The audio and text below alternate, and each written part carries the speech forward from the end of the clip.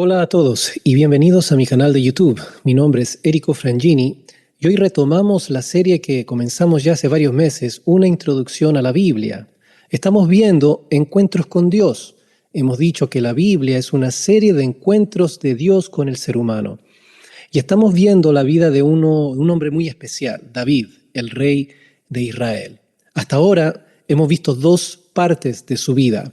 Hemos visto el llamado o el llamamiento de David al trono y hemos visto la famosísima historia de David y Goliat. Y dijimos que David hasta ahora se nos muestra como ese héroe arquetípico que batalla por Dios y por su pueblo, no con armas de fuego ni con espadas, sino con su fe.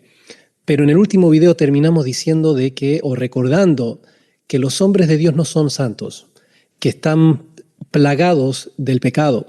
Y vamos a ver hoy día aquel episodio que es quizás, si no el más famoso, ciertamente el segundo episodio más famoso de la historia de David, que es David y Betsabé, este gran pecado que comete este hombre. Así que sin más preámbulos y con mis notas aquí abiertas, vamos a ver este segundo o más bien tercer episodio de la vida de David. Este famosísimo episodio de la vida del rey es quizás el más conmovedor de todos, llamado el gran pecado de David. Es una trama de la cual se pueden sacar muchísimas lecciones y que obligan al lector a hacerse serias preguntas acerca de la naturaleza del pecado y de la naturaleza de Dios, cómo Dios actúa ante estas cosas. Un pasaje muy práctico que no pocos púlpitos abordan continuamente para echar luz sobre la gama de principios que en él se tratan.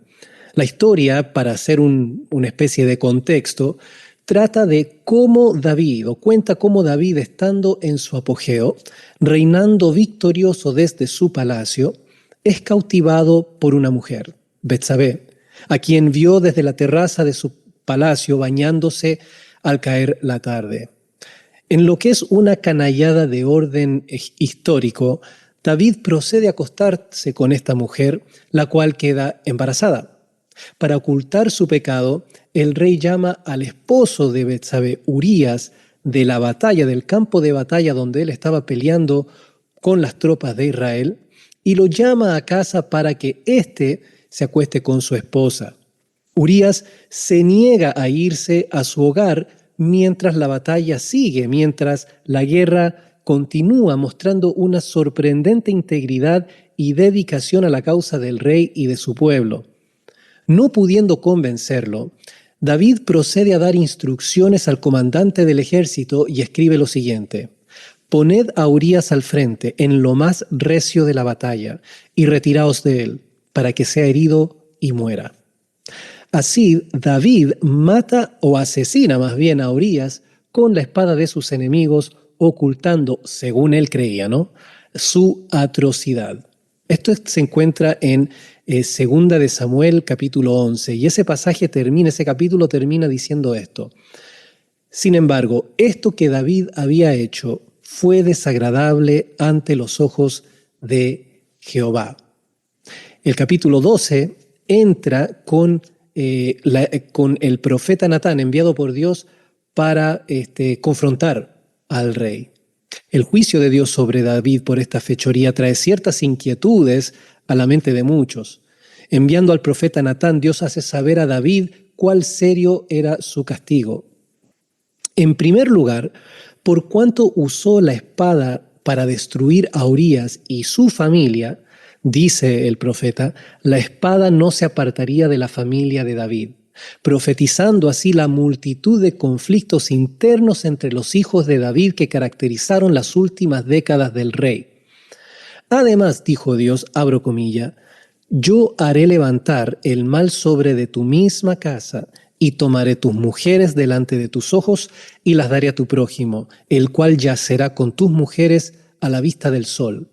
Porque tú lo hiciste en secreto, mas yo haré esto delante de todo Israel y a pleno sol», apuntando nuevamente a la futura insurrección que lideraría su hijo de David, Absalón, se pronuncia este bochornoso juicio donde él se apropiaría del harén de su padre, cuyo fin tuvo la completa humillación del rey ante el pueblo. Esto era algo común en aquel entonces, donde un rey que conquistaba a otro se apropiaba de las mujeres que formaban parte del entorno o que estaban en el palacio, ¿no? Entonces el hijo de David hace esto, algo verdaderamente asqueroso y bochornoso. El descaro de David fue vuelto sobre su propia cabeza en un grado exponencial. Por último, se le avisa a David que por cuanto con este asunto de lo de Betsabé hiciste blasfemar a los enemigos de Jehová, el hijo que te ha nacido ciertamente morirá. Y Jehová hirió al niño que la mujer de Urías había dado a David y enfermó gravemente, nos indica el texto. La severidad del juicio de Dios alcanza a la criatura, el fruto del adulterio de David y Betsabé en su muerte, algo muy triste. Es evidente que lo que David quiso mantener en secreto se publicó a tal grado que los enemigos de Dios y de Israel se enteraron y maldijeron a Dios. David no pudo haberse alejado más del propósito por el cual fue ungido como rey, como su representante, el de gobernar al pueblo de Dios como embajador del soberano celestial, manifestando su justicia en su vida personal y aplicándola a los asuntos de la nación. La severidad del castigo se debe a la magnitud de la responsabilidad que cae sobre el rey y las consecuencias devastadoras de permitir la corrupción en el seno del poder estatal. Esto es algo que hoy en día ya parece un chiste, la cantidad de corrupción, tanto moral como corrupción política de todas partes, en las cabezas de los gobernantes, sin importar muchas veces de qué bando, sea de derecha o de izquierda.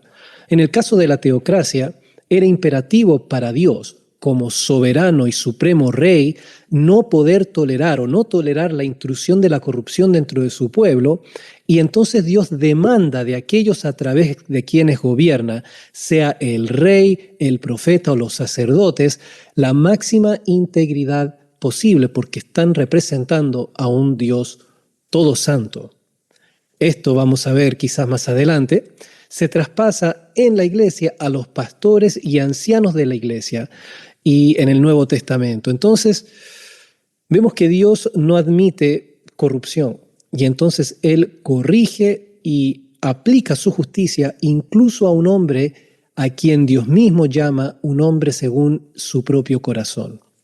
Entonces aquí vale la pregunta, ¿dónde quedó el hombre según el corazón de Dios? Aquel David, el valiente derriba gigantes del capítulo 17 de Primera de Samuel.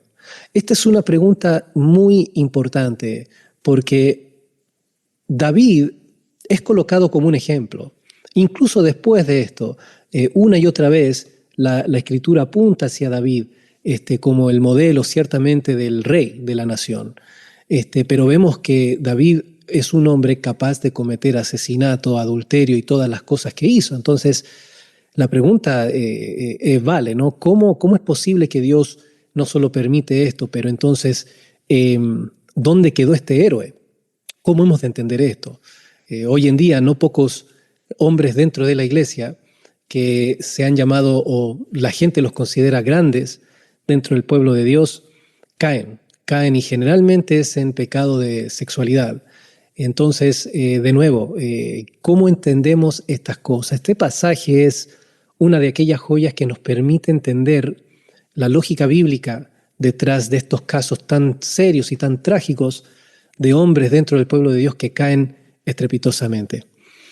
Y entonces aquí venimos al cuarto episodio, más bien está muy relacionado con este problema de David y Betsabé, porque aquí vamos a ver a David el salmista.